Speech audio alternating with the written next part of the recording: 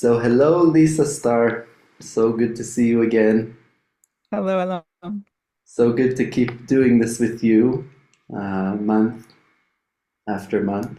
Now, for the 11th month, we meet to reflect and share and teach together about the spectral moon, the 11th of the 13 moon calendar, 13th moon of the 11th moon of the 13 moon calendar. And as we anticipated and as we know, this is a time of releasing, dissolvement, and in many ways letting go. And we'll be referring to your analogy of the wave and how it works, and also to mine to kind of look together and understand how we can bridge our understandings to our listeners.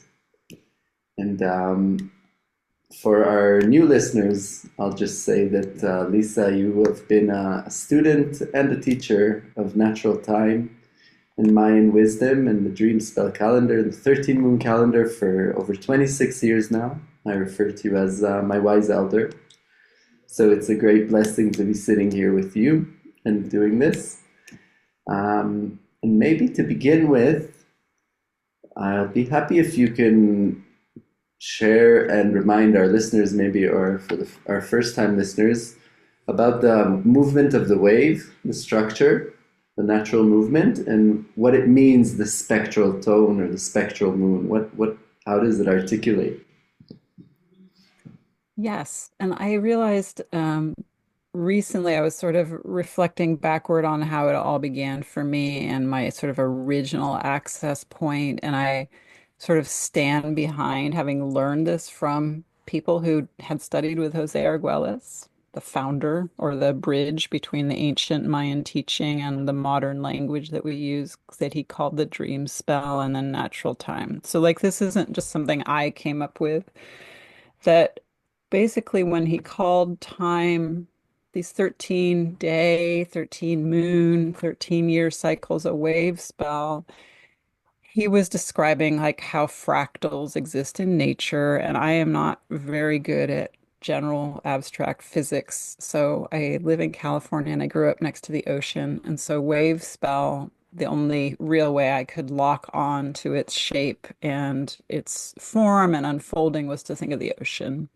So I was imitating the language he chose for the tones, though, when I started to picture that a wave starts building under the surface of the sea before we can even see it. And who knows whether it's like tides or weather or something seismic that kicks up this surge where water is moving towards the sky. And it starts under the surface and then it will build and build and we'll start to see it grow as a wave. And then it hits its peak and then it collapses.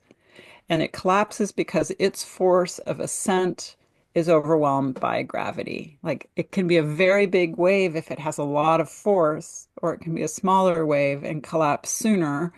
But that every wave spell is this quest for enlightenment or accomplishment, like the human impulse is to rise, that's the metaphor, seeking something closer to the sky or the sun, um, building piles of things that sort of stand out in the landscape. And so we do that to a certain moment, and then we can't go any farther. And that this moment of not going any farther, this collapse, does feel like chaos because we've had such a directionality of like, oh, where is divinity? Or, oh, look, I'm so tall because I built this and I'm standing on top of it. And then it's all sort of taken away. And part of the reason I follow the calendar is because that's very humbling. And I think it's very helpful to organize your life around the concept of achieving and constructing and finding facets of enlightenment, but never getting there and staying there. So the wave builds over 10 stages, like 10 moons for all of us who are doing this as a 13 moon or a year-long study. It builds for so long. And then in one 28-day moment, It's just such the opposite of 10 stages of growth and one of undoing. And that's why it's fast moving and disorienting. And it takes away a lot of our like fortitude and agency that we can do anything because right now we are in the undoing. Yes. So in my visualization, the spectral tone is this part of the wave where it kind of it builds and builds and then it starts to collapse, kind of throws itself a bit forward and crashes down. It's like from the momentum, there's a little bit of forward and then dissolves Yeah. back into the ocean, like starts to dissolve back into the ocean, into the. Yeah. Like there are stages after, right? We'll get to it. The crystal tone to me is the sort of settling of the froth of that impact. But that I think of like also the velocity of any waveform or spiral, this would be the moment when it is like a spin cycle, like head over heels, disoriented. And that you kind of have the choice to see it not as falling only, but also flying, because that's kind of one of humans' desires, right? Is to be airborne. So yes, I agree that within the spectral tone, especially when I have 28 days to experience it, and the word liberation was chosen by Jose Arguelles because it is really great when humans let go of achievement and climbing and, trying to get as close to God as possible, as if that were some kind of important, feather in our cap. Instead, just be tossed around and out of control. Like that is ultimately also very wonderful. Yes, and also, I mean, even the youngsters amongst us that don't have so much life experience would recognize this stage and development that happens to all of us over our lives. That there's a build up, and then there comes a point where things kind of stop building up, even if it's not a breakdown or a real clear dissolvement. It's like we can have these streaks of energy that are leading us in a certain direction, and then it peaks, and then after the peak there's some kind of a question mark moment, and usually that question mark moment starts a different, a new kind of trail, a new path, like the wave breaking, and now it's going to become a part of the greater body of water and go back into the ocean. And I always like to imagine like these little particles suddenly from going in one direction, they crash, and then they're like, "Woo, where am I?" And then they get pulled back into the ocean, and then a whole new Mhm. potentiality starts to form. So it's actually when we're talking about natural time and we're trying to articulate in simple words these processes. These sometimes they sound really like amorphic or very like higher perspective looking at reality, but we're actually articulating life experiences we have from following this calendar and this wisdom through our lives, that we really recognize how these notions of movement and development are so embedded into our everyday life, into our emotional experience of life in an absolute way. And I guess it's just coming clear to me as I speak, the joy of teaching this wisdom and talking it is because it actually brings us clarity to our own life experiences that we're experiencing right now. Because we're identifying with the calendar and with what's happening, and it resonates, it synchronizes over and over again, and that's a feeling of being connected to something greater, and having the feeling like we can tap into this godly movement, this cosmic endless movement, and recognize our part in it, or that we are a part in it. So for me, the spectral tone, it's a very clear time. Like whenever I'm witnessing the spectral tone, or whenever I'm coming into direct communication with people born on the spectral tone, it's very clear to me the distinct feeling between the spectral and the other tones, Mhm. because it's really this feeling of seeing the broader picture for me, like seeing the whole spectrum of the situation or of the process. And it's always kind of an expansion of the consciousness, and it's always something asking me to let go of certain perceptions I have so I can adjust my awareness to the bigger picture that is always existing, but we don't necessarily notice it. So I wonder, from your experience, what kind of processes happen for you during the spectral moon, or when you meet the spectral tone, or people in the spectral tone? Well, I think spectral people can be really intense. So, because they've spent their whole lives like never really being about traction or stability. And I counsel people that are spectral that they probably do have people kind of repelled when they move through society because people do like form, stability, achievement, a sense of permanence. And then the spectral person is like a breaking wave, ultimately like a tsunami is a breaking wave by the time it hits the shore. And it can be disturbing to people. And so I have a lot of like sympathy, like a spectral lifetime involves being very sort of anti whatever is happening. Like you have to be a disruptor in a way. So separate, that's sort of separate. And then the spectral moment. I mean, I just think that there is just such an agreement if you follow this path, and I'm never selling it as the path. It's a very esoteric path for those of us who like to be enchanted by synchronicity, meaning like, I can't believe this is happening on this day. This is exactly what this day indicated, and now it's happening. So it's very much a magical path for people who like being tripped out on mystical affirmation. That's how I would seduce people into paying attention. It's very complicated if you've never encountered it. It takes a lot for people to drop into all these details and layers. So it's also really intellectually stirring. It makes the mind very activated. I think both sides of the mind. So that's another reason. The difficulties can be dealing with reality, meaning nature's reality. And that's why it's called natural time, because it synchronizes us with nature. Human nature is sort of manufactured in a certain way at this point. It isn't very indigenous, especially I've been following this calendar since the internet was discovered and cell phones, right? Since way before, actually. It's just what I've tracked in my adult lifetime is this vast change where we're very automated.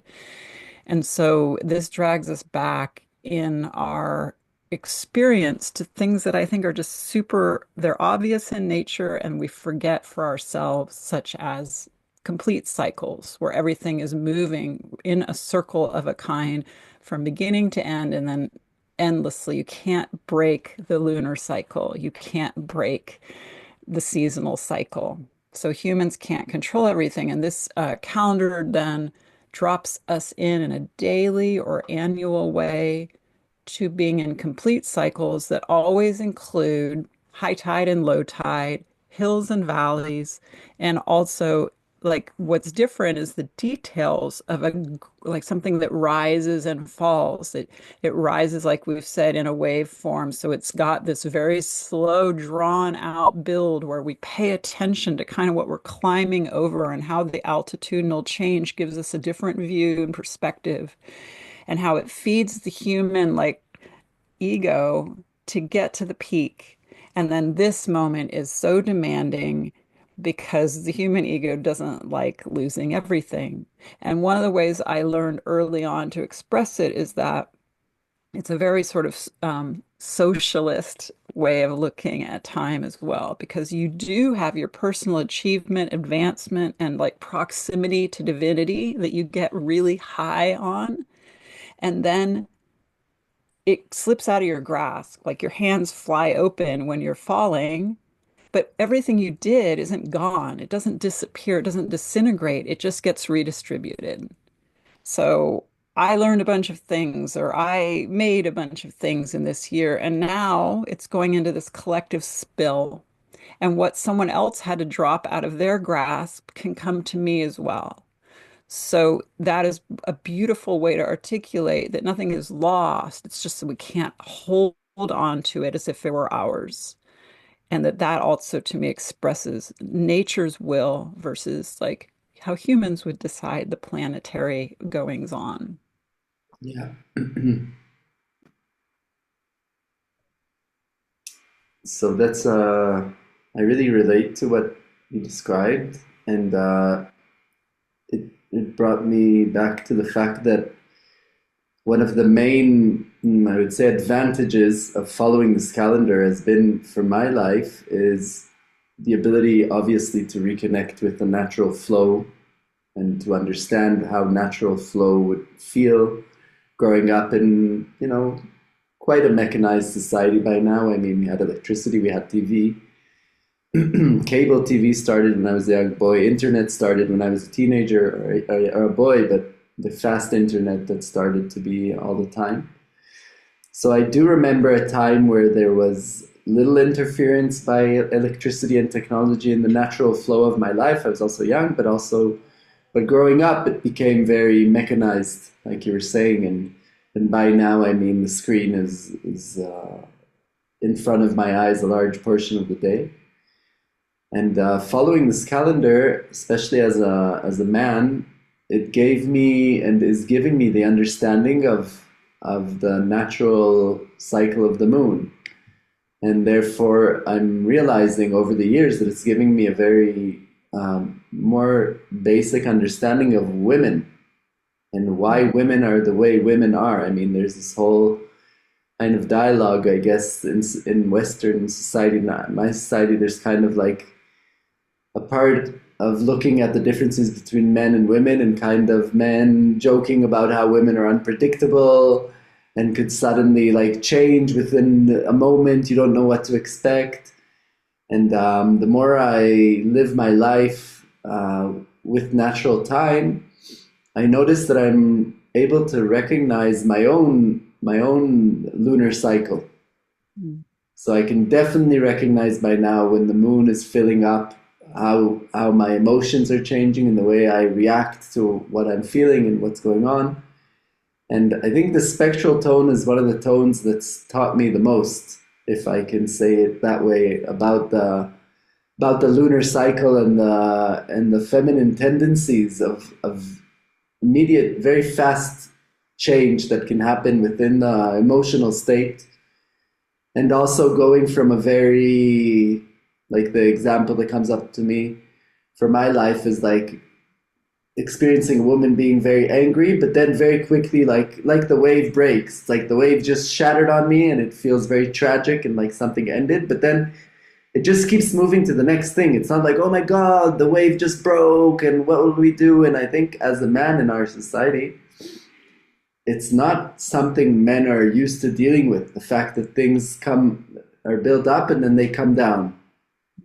We're trying as a very masculine driven society to create achievements and try to kind of imprint them in the endlessness, like to make a business that'll never come down, it'll only be profitable as we go forever. And even when there's waves in it, continue striving, like the wave hits the shore and it's like, I'm not ready to break, I need to keep going. And then he starts taking down people and trees and whatever, animals, just for this wave to keep going. And I think the spectral tone in particular, and especially this time that we're meeting in, is really giving me a very clear feeling and understanding of what it feels like to just have this kind of motion.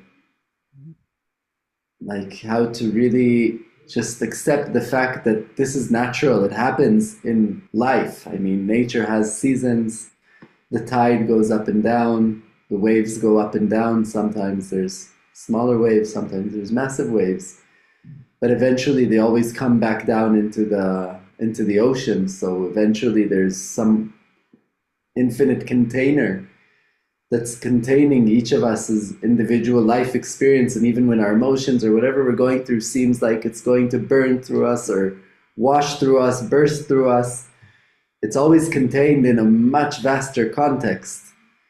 And this is where the spectral tone gives me this ability to really let go, to say, okay, like it's not in my control. I'm just a wave in the ocean, you know. I can resist the fact that I'm a wave in the ocean and try being a boulder or a tidal wave that's going to just go over everything in front of me as I move forward.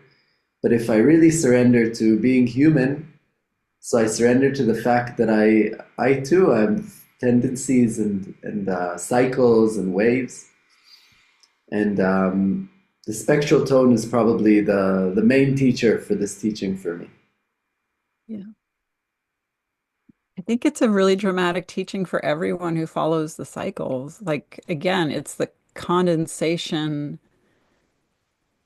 of 10 cycles of growth, say 10 moons of growth, balanced by one moon of dissolution. So, like, there's just no way around how dramatic it is. And I think that, like, if we all reflect way back to the beginning of the year, like a lot of us who follow this calendar and its layers can be really like, oh my God, magnetic, lunar, electric, the beginning of tones, beginning of wave spells brings in so much new karma and complication and sometimes frustration and even terror as we open up the door on a new aspect of ourselves and a personal or societal evolution that we need to embark on. But by the time we're like 10 moons in, we're pretty committed. You know, we've been indoctrinated that this is our journey for the moment, that we're climbing, we're trying to climb past obstacles and to new insight. But when it's spectral and difficult, I can try to remember like there's something wonderful about everything being way low down without ideas of achievement. So we get the spectral as the undoing, and then we get crystal and cosmic as kind of like the afterbirth, you know, the wow, I don't really have an agenda or a focus or a fixation. My lessons have been strongly learned. So the spectral moment is very chaotic and disorienting, but it's another really true, sweet part of humanity or existence to not have like an aggressive need to achieve, grow, push past obstacles. I think part of human nature and the brilliance of our minds is that we can always reason our way through obstacles.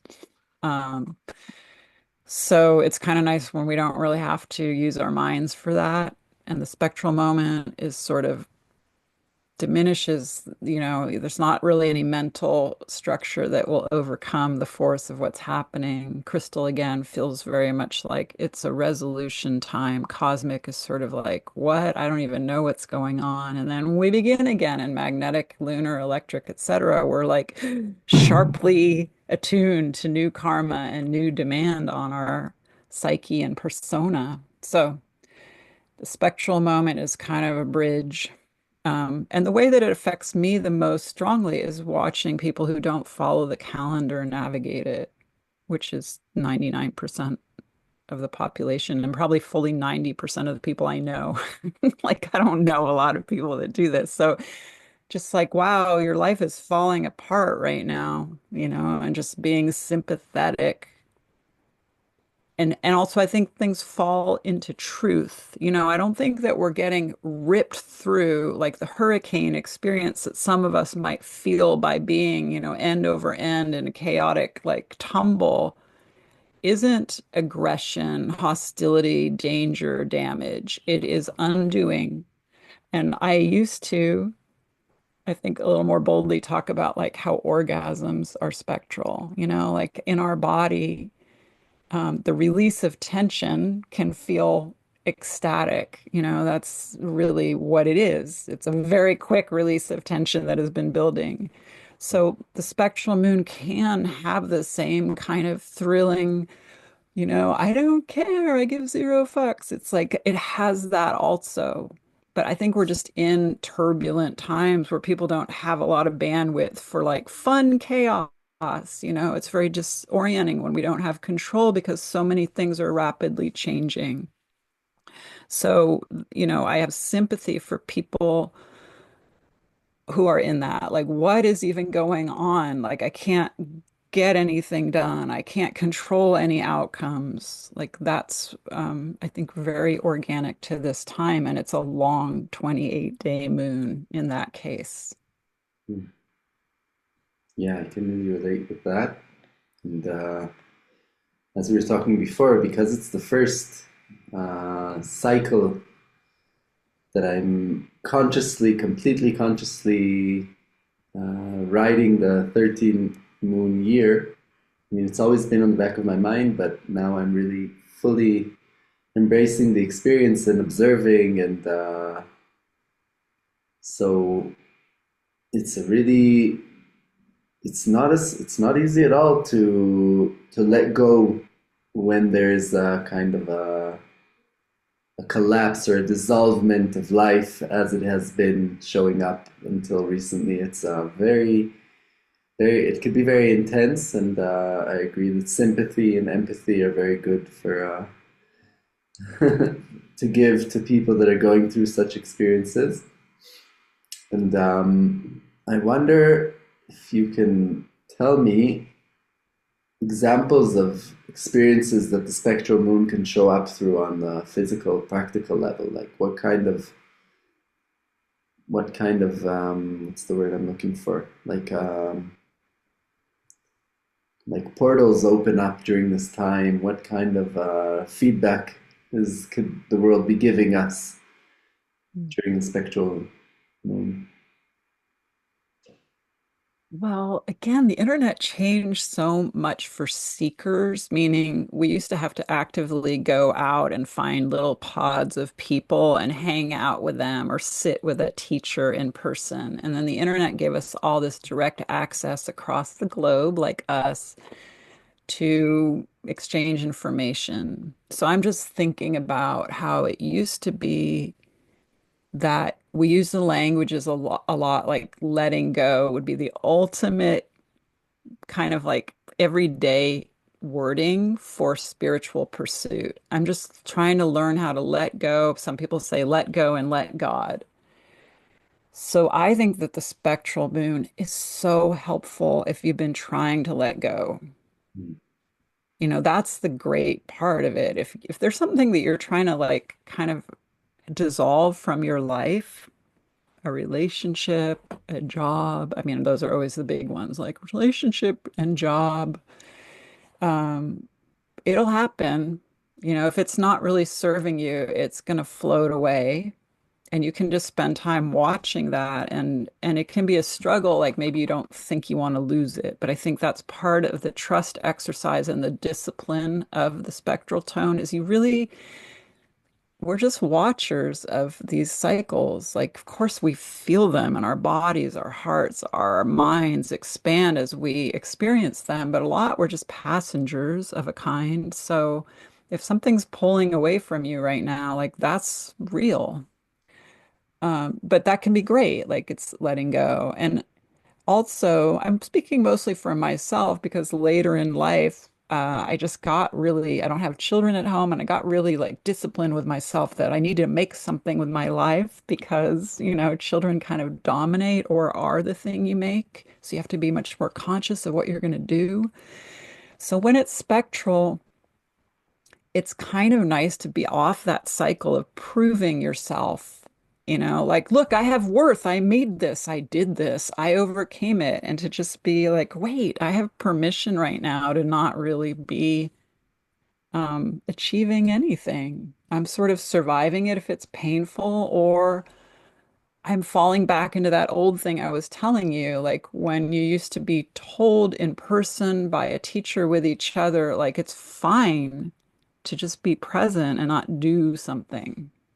We multitask so much because of our access to information. So the spectral moment is kind of like super throwback to when it isn't about anything except, I mean, I would just say it's sort of like you grapple with what's right in front of you while you're falling, but you don't get to have a plan and harness yourself. And then the last thing I observe is just like it's helpful if you follow this calendar because it is the end of the growth. Like, this is not a good time to be like, I have a great idea and I'm going to try to pitch it to someone. It's the end of the year, it's the end of a huge growth arc. You have to be able to practice patience. I mean, it's you could finish things. Like, I don't want to actually be absolutist in how I say that, but it's much easier to finish things that began this year than to say, I want to start something now that's sort of a new idea. So, yeah, I don't know if I answered the question, but those are things that occur to me.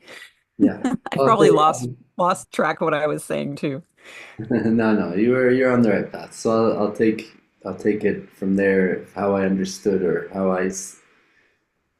my mind's translating to me what you said on a more practical way. So this could be a time that people are experiencing kind of a drifting away from what they were recognizing as their stability, their reality, their routine, perhaps. It could be a time that relationships that we know on the inside are not really serving us anymore, or maybe they serve their purpose. It could be a time that they're starting to unhinge from us and we're starting to see them dissolve and kind of see that knowing inside that it's time to let go starting to happen. In my mind, I take it even further to places where we're struggling and we've been holding on with a lot of force. So it could be a time that we don't have that force anymore. It's like it's too big. The movement is too big for us to hold on. So we kind of, yeah, like try, even if we're still trying to hold on, we kind of grapple and see this thing starting to move away from us. Um, I often talk when I teach about the movement of the waves, about this time in which we understand that it's not in our control anymore, and therefore we let go because it's just too big for us. But I also like to give that kind of extreme polar pole of how it can look on an extreme level is this experience we have when something is taken to us from us, for example, by like if we get some kind of an illness or some kind of an accident. It's the universe's way of keeping us in motion when we get too caught up with what we think things should be like, in contrast to what they actually are meant to be, because we know that doesn't matter how great our plan is, reality always works out different than how we imagine things would work out in our minds when we're planning something.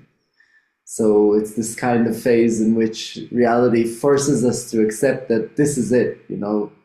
It's not going to be more than this idea we have. It's not necessarily meant to become this thing we thought, but this is the point where we need to symbolically let go or actually physically let go in order for some kind of larger cooperation to show up, like the greater good to be able to be present in front of our eyes in the crystal tone in which things start to come together to resolve. Yeah. Um, yeah, I think that's how I kind of wanted our listeners to get a grasp of it, so they have some kind of a clear understanding how it could show up in their lives. Um, and obviously, when we talk about the challenges of the spectral tone, so we talk about the challenge of letting go, which is faces us with uncertainty, which is something as humans that we usually struggle with unless we're in pursuit of a spiritual practice that's teaching us that letting go is a part of, and not knowing is a part of being human. Um, what other challenges do you think a person could face when he's trying to release into the spectral tone? Well, I'll bet anyone listening, if you're listening when it's spectral, you already know what kinds of examples. I mean, in other words, like, I'll bet that the dilemma isn't figuring out what can go wrong, quote unquote, or fall apart or feel totally out of control. Like, I'm sure everyone listening has some like direct, accessible awareness of like, this is really wild. So like I just would think we cover all the bases of chaos or loss of control or feeling like you can't wrestle things kind of into the format you assume they could take.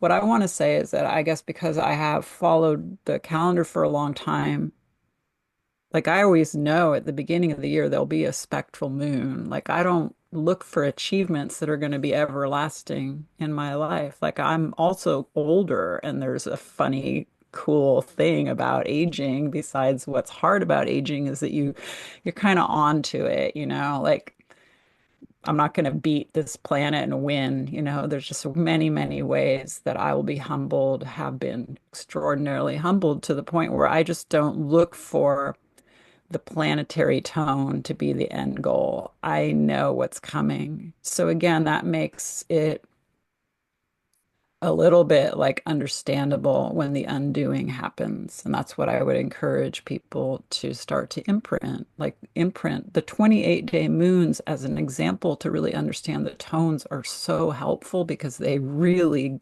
deepen our awareness and the nuance, and it gets hammered in because it's day after day. And then you can walk into a 13-day wave spell, understanding, you know, how the spectral tone, it just serves to bring us home. I really like, I use Shakespeare because it's sort of everyone knows and understands, and it's the kind of an origination point for a lot of ways we perceive drama in entertainment. But life can really imitate that. And the wave spell is very much like a play where, or a hero's journey where, you know, there's a problem at the outset that casts someone on a path where they haven't been before. And there are all these things that are obstacles to overcome along the way, but also this propelling toward a goal that looks pretty enlightened or will brighten, you know, their perception of themselves or their community. And then they have to get home. And, you know, in a play, it's usually a very quick, like big dramatic explosion. They call it Deus ex machina, which gets all of that building tension to kind of sort of, again, explode open. And then suddenly, like, everyone can find their way home again. And sometimes the story ends in a comedy. It's a comic ending with a wedding, or it's a tragedy where everyone is dead. But I mean, we're not going to have any of those literal experiences. I just want to say that, you know, this is also how we get home, and that we all were really brave to experience new things and open our lives to karma that takes us out of our comfort zone. I've been talking about what it does to society, but for those of us who follow this path, it's very brave to be so alert and awake to life being unstable and us not being the drivers of the ship. And so right now, you know, you get to kind of fall with the divine impulse to get us back to where we began. And it's feels crazy to fall in this metaphor, but like we're not going to break when we hit the bottom. You know, we're falling into water in my metaphor, and it isn't dangerous. It's just disorienting. Mm. And there will be calming. Like the thing is that if the spectral moon is really tough, like the crystal moon isn't. It's kind of one of those parts of the calendar where things resolving is a soothing feeling. So you do have this like anxiety you might experience now because of the intensity of rapid change, but like, okay, it's going to calm down. It is not endless. This isn't a new chapter of chaos in your life. It's necessary organic chaos that I think again takes us out of the control, you know, urge that is sort of the human condition, and then, you know, we get to relax after. Yes, that's a good it's a good prospect from this moment to imagine relaxation after this very spectral process of this time. And I think it's also one of the foundations that leads me forward in this life and during this time is this inner, very grounded understanding that whenever things get chaotic, the new form or the new kind of organization that forms from this chaos is usually better serving the greater good than the one that was before, because there's a reason things need to come down. It's like they served their purpose, and they had, even if they had a really great intention, a very healthy intention to begin with, they will also serve their purpose, and it's not a bad thing necessarily. Like a good organization that did good for many people, but the people that led it moved on, and the people that took over either drive it to a new direction, or they can't hold it, or they don't want to, and then it dissolves. But the energy that got built up from this original movement is going to continue and develop into healthier or more advanced or just naturally more evolved ways, because that's just how we work in this creation. Things develop for the better. And I know there's a lot of, in the spiritual, in the New Age spiritual community, a lot of often like Renaissance to ancient civilizations in which, at least from what we know or we think we know, they did reach some kind of a state of harmony, on a longer lasting harmony than what we seem to have be experiencing in this time. And I often, or generally people, reminiscing on, oh, the good old days when things were whatever. Here in Israel, it's very much a tendency where it's a very good example, because it's very easy to see, because it's just a recent history, and the people that lived in that history, most of them are still alive, and you can reminisce on a certain time where things were, the good old days, and they'll always tell you there was never good old days. It was never easy. There was always conflict. It was always unstable. So we do have this natural human tendency to remember the positive things, because our mind tries to protect us from just experiencing the ongoing challenges or suffering of this life. But for me, the beacon of light is always the part where things come down, because there's some kind of a grace in it when we let go, because we realize that we just get humbled by the creation. We're just being told to just let go and sit and wait for our turn, in a way, for the energy to reformulate and for us to regain our sense of purpose. So it's Yeah, it's a good one. You like that? I do. I really do, because you even use the language of the calendar, that the magnetic moon of purpose, the beginning again. It's funny at this time of year, like it's so sweet. It's often summer. I mean, it's always summer in the northern hemisphere, depending on where you are. It's sort of just like there is an unwinding of the like historic human survival needs when we have the abundance of summer feeding us all this food, and the light and the weather supports our ease, like the magnetic moon of purpose driving us forward into winter, into darkness, through darkness. Like I get very anxious about that more than the spectral moon, because I'm like, new karma, it's all beginning again. We're in the dark, we're deep under the ocean, trying to climb toward the light. And it is work. It is work. This is the part that isn't really work. So you can almost sometimes be like, I love it when I'm not facing down karma. I think humans are dealing with a lot of reckoning. So, like all of our journeys are pretty intense right now.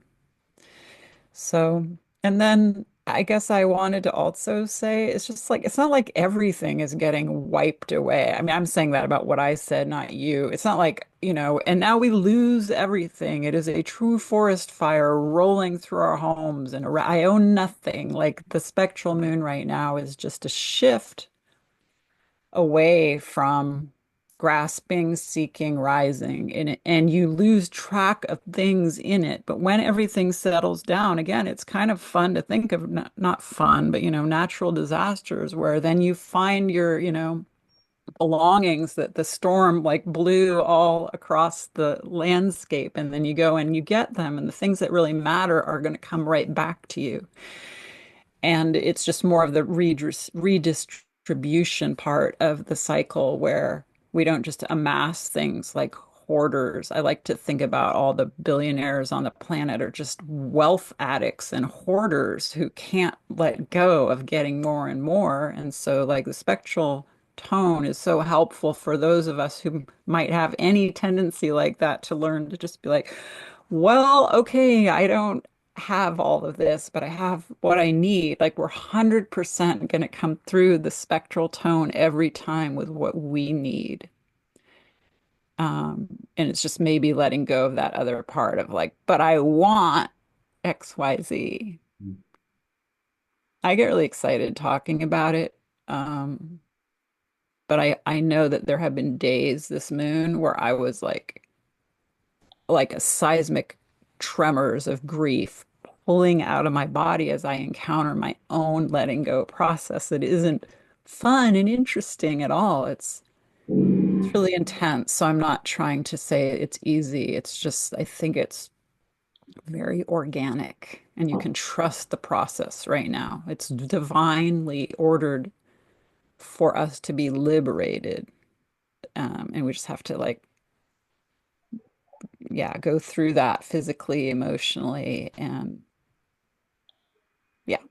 Yeah, beautiful. Yeah, I can just imagine that women, I mean, you kind of are trained at this from a very young age, this releasing, like it goes through you, it's life potentializes and then it lets go over and over again.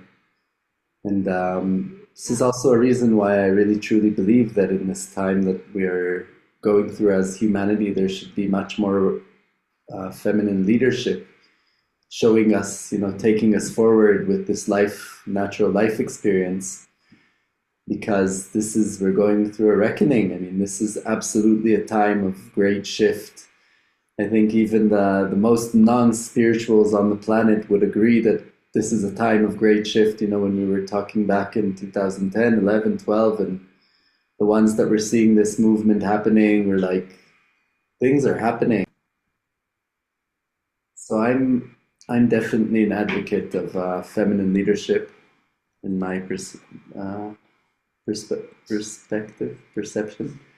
Um, I really believe that the day we see whatever structures of leadership we have, whether it's still governments and this idea, um, even 30-40% women would be enough. For example, what I think about in my country to really just put things back on rational thinking, like just to help the people that are holding so much responsibility realize that there is change and they do need to learn to let go more, and that this is a positive process. It's not something like someone needs to hold their hand, because when it's only the men doing the men thing, I can say it even as a sensitive man, when I sit with my male friends and we're quite aware of our sensitivities and the changes and the notions, our natural instinct is to talk about how we solve the problems that we are currently dealing with. Because it's really in our biology to go forward and look for solutions to the needs and the problems. So it's enough to have a woman sitting with us to remind us that, you know, sometimes we don't know, and that's okay. Sometimes nothing happens beside emotions coming up and us feeling more and more pain, and that's okay. That's a part of the natural process. It's not something to fight or to try to avoid. And beyond that, even that this flooding of emotions and not knowing how to deal with them, it also kind of washes us eventually from the inside. And new and more clear and connected ideas could come from this state and not from trying to constantly being in non-stop motion to solve problems all the time. So maybe I'll start summarizing this beautiful conversation um, by saying that one of the biggest gifts natural time has given me to my life is the ability to connect better with my own emotional cycles and accept them, and from there obviously accept myself and how I am, and beyond that, slowly, slowly over time, to see the gift in being able to trust the natural movement of reality and to trust the processes that I'm going through and even trust the devastations that it seems that I go through sometimes, knowing that it's a part of the letting go that enables something more evolved and serving. And I also like to use the word healthy, um, that is going to formulate in the near future. So I want to thank you for. Can I like counter argue as a woman to that? Yes, please. Because since you brought up gender, or not gender, but like feminine, masculine aspects, I think that dichotomy just exists as a metaphor for life experience. It doesn't have to be about biology. As a woman, I would say that I do not have that belief that women will be accorded power and women will be able to demonstrate how to have peace on earth because I am a woman and I have been subjugated to patriarchal, you know, impulses and sort of the dominance for my lifetime, and then it's historic. And so part of the prerogative of being female is knowing how to physically handle suffering, to be sort of weakened by another's dominance is just part of the burden of being female while also being the ones that create life in our body, that paradox. So the creating life in our body is not the natural, and then the unnatural or the one that creates a schism and a disconnect from God because you're wrestling with suffering. And so you have to like figure out where is divinity if it's this hard to, exist as a human being. And men can feel that as well. That's where like that is the tension. And so like I tend to feel like more I'm in the end times camp of views of like human existence, that the aggressive, dominant, cruel, the ones that have negative force ruling their bodies and driving them forward, they're sort of insatiable. And so again, like the spectral moment is really hard on those predatory people because they can't get their mission pushed through. Like they're, in my mind, also going through a spectral moon. But I just try to keep the focus not on outcomes or that society is turning towards something miraculous because the Mayan teaching to me so deeply shows us that letting go can also mean letting go of existence, your own existence on the planet. I mean, we're all going to die, but I mean, like, oh, I might not be able to turn this around for humanity. This might be when we turn to ether. The Maya as a civilization, sort of in a mysterious way, vanished. Was it smallpox? Was it famine? Like, we're not entirely sure, but they went from being this incredible productive, like deeply evolved, scientifically evolved society to being, just the ruins that the jungle took over. So, like, I don't argue that that might be our trajectory right now. So, I'm not right or wrong, and I'm not trying to be a future teller. I just want people to be able to use the calendar whether they believe in their heart that we're moving toward a higher consciousness that can envelop the planet. Or if you're the kind of person that doesn't really know that that's true, but you can find your own deep connection to the eternal, which to me feels like divinity, by training yourself to just follow these undulations that are way more balanced than the idea that I can just keep going and I'll just keep going and I'll get everything I need and want and I don't care about others. Like that's what this tool is for me.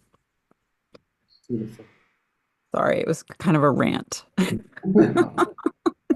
I'm just not to. optimistic. But I feel like I'm naturalistic.